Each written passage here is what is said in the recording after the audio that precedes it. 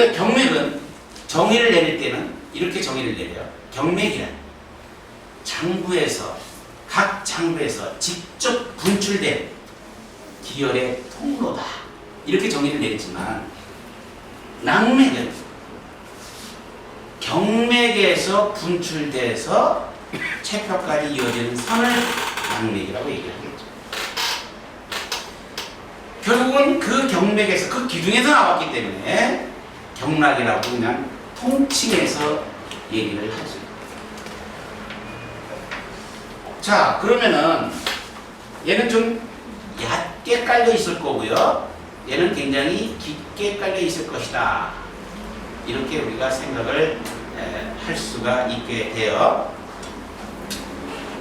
그 다음에 어떤 게 있냐면 얘가 이렇게만 뻗어있는 줄 알았더니 완성체계가 되면은 기둥이 12기둥만 있는 게 아니라 보조기둥들이 또 있었고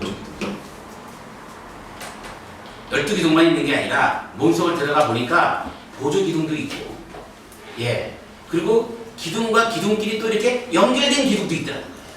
이 기둥이 잘 받쳐 있게끔 기둥과 기둥을 연결한 기둥도 있어요. 그래서 하늘의 기둥에서도 경락에서도 얘를 천으로 보면은 다른 또 인이 있고 또 지가 있어요. 천인지 삼재 이론이 여기서 또 나와요. 문화가 돼서. 그럼 여기서 인의 기운을 가진 것이 어떤 거냐면은 좀 말이 좀 그냥 할게요. 어려워도 기경팔맥이라고 하는 것이 여기에 존재를 해요. 기경팔맥. 이 기경이라고 하는 말은 무슨 말이냐면은 신기하다 이런 얘기예요. 기이하다 이런 얘기예요. 왜? 원래 경락이라고 하는 것은 장부에서 나와야 되는데 장부에서 안 나왔으니까 기이한 거죠. 근데 몇 개의 기둥이냐면 8개의 기둥이가 이런 얘기예요.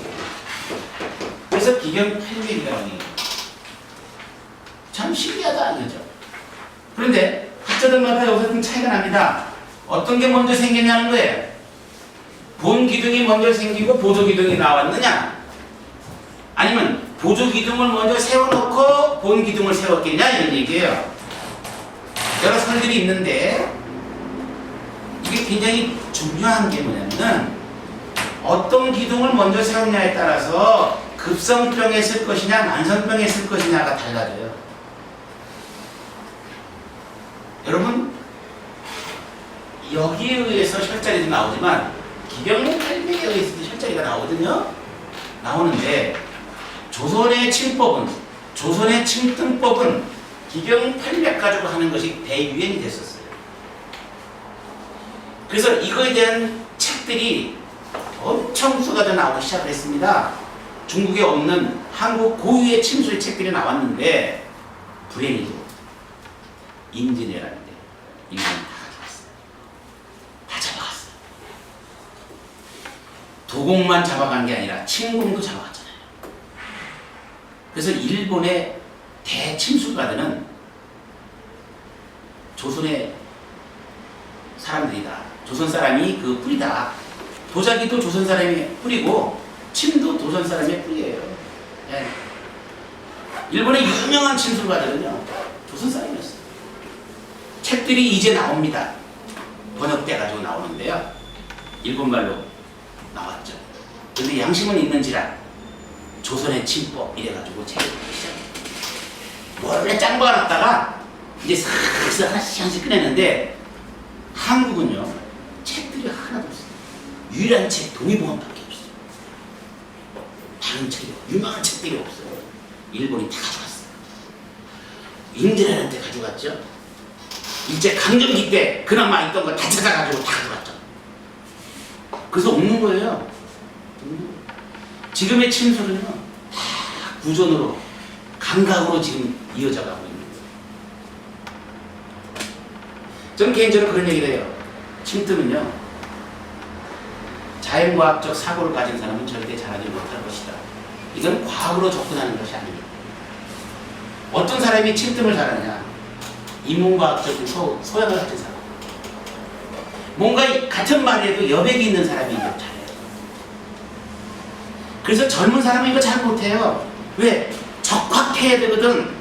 정확해야 되거든. 원리가 딱딱 떨어져야 되거든. 그런데 뭔가 이렇게 여유가 있고 이러시는 분들이 칭을 잘 해요.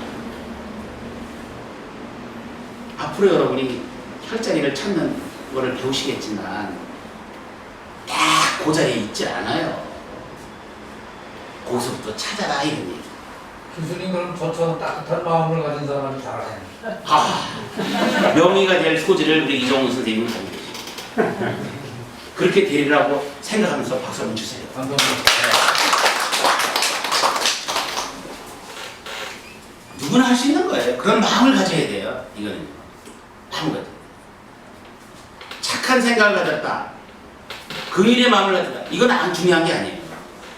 여백이 있는 사람이잖아요. 여유가 있어요. 여유가 있으면 이건 잘하는 거예요. 자, 이게 기경팔맥입니다. 그래서 이 기경팔맥이라고 하는 것을 나중에 이제 또 설명을 드리겠습니다만은 얘가 먼저 생겼다 이래가지고 얘가 오래됐기 때문에 만성병에는 기경팔맥이 있는 혈자리를 가지고 써야 된다 이런 얘기가 오가고요. 그 다음에 얘는 뭐냐면 땅기울은 뭐냐면은 이게 또 연결이 이렇게 됐지만 또 막 기둥끼리 연결됐다 그러지 않았어요? 기둥끼리 연결된 거를 뭐라 그러냐면 12장부가 별도로 연결됐다 그래서 이거 12경별 이렇게 얘기를 합니다. 12경별 이렇게 얘기해요. 그래서 12경별, 기경팔맥, 12정경을 합쳐서 뭐라 그러냐면은 경락이라고 얘기를 해요. 네. 경락인데 얘네들은 어디서 연결된 거냐면 다 공통적으로 장부에 속해 있다 해서 내속관계라고 얘기를 합니다. 장부에 속해 있어요. 장부에서 나온 거예요. 그럼 이 12경별이라고 하는 놈은 어떤 경우냐면 여기서 이런 원리를 담고 있어요. 우리 처음 시작할 때 경락의 첫 시작인데 수태형 폐경이라는 게 있어요. 폐예요, 폐. 그러면 이 폐라고 하는 경락은 혼자 존재하는 게 아니라 음은 항상 양하고 만나게 돼 있어요. 그럼 음경인 수태형 폐라고 하는 경락은 양경 중에서 누구하고 한 쌍을 이뤄서 부부관계를 유지하고 있냐면은 대장이라는 경락하고 한 쌍을 이루고 있어요. 그래서 수태형 폐경하고는 수양명 대장하고는 같은 쌍을 이루고 있거든요. 그래서 손을 이렇게 보면은 수태형 폐경은 요로 흘러요. 수양명 대장경은 바로 넘어서자마자 요로 흐릅니다. 그래서 이렇게가 한 쌍을 이루고 있어요. 이렇게가. 나중에 하겠지만 요 가운데는 수고름 10호경이라는 경락이 흐르고 요 가운데 가운데 싹은 수서양 3조경이 흘러서 한 쌍을 이루고 있어요. 여기는 수소음 신경이 흐르고요. 넘어서자마자 요 뒤는 수태양 소장경이라는 경락이 흘러서 한 쌍을 이루고 있어요. 얘는 같은 경락이다. 이렇게 이해하시면 돼요. 근데 문제는 뭐냐면은 폐에서 대장으로 연결이 돼 있어요. 다 연결돼야 되잖아요. 이게 전체적으로 연결되니까 연결되는데 아무나 연결이 안 되고 부부로 연결이 돼 있다 이런 얘기예요. 남과 남끼리 연결돼 있는 게 폐하고 대장으로 연결돼 있는 거예요. 그래서 실제로 폐경락이 시작되는 것을 보게 되면은 어디로 가냐면은 대장으로 연결돼 있어요. 그러다 보니까 폐가 안 좋은 사람은 어디가 안 좋을 수 있다? 대장도 안 좋아요. 그래서 장이 안 좋다는 소리를 하고 장이 안 좋다 보면 나중에 어디가 안 좋을 수 있다? 폐가 안 좋을 수 있어요. 네. 그래서 천식이 있는 사람한테 대장에 있는 경락을 써가지고 천식을 고칠 수가 있고요. 대장이 안 좋고 장이 안 좋은 사람이 폐에 있는 경락을 써가지고 대장을 고칠 수도 있고 이런 둘의 관계를 뭐라 하냐면 겉과 속이 똑같다 이래가서 표리관계라고 이렇게 얘기해요. 그렇게 연결되어 있는 거를 논리적으로 설명해 놓은 연결 체계를 경별이라고 얘기해요. 시간상 12경별을 충분히 설명을 못하겠어요. 제가 적어도 한 30분 이상 설명을 해야 될 내용이에요. 이입 출합이다 뭐 해다 한참 설명을 해야 되는데 교과서에는 양은 많아요. 그거 다 설명드릴 수는 없어요. 그냥 개념만 여러분이 이해하시면 돼요. 이렇게 이루어져 있다. 이게 경락이고요. 그런데 옛날에 60 먹으면 환갑이라 해가지고 잔치해줄 때 얘기예요. 이 얘기는. 이게 무슨 얘기냐. 옛날 60에 환갑은 하도 많이 죽으니까 오래 살아라고 환갑잔치 해줬잖아요.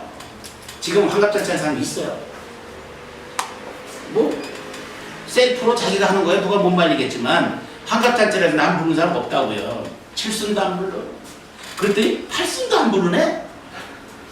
이제 적어도 뭐예요? 백수잔치나 하면 모를까? 안 불러.